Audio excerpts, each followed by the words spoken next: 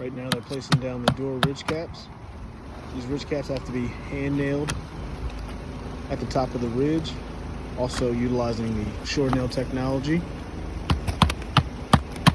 And this will go run all the way across the entire ridge.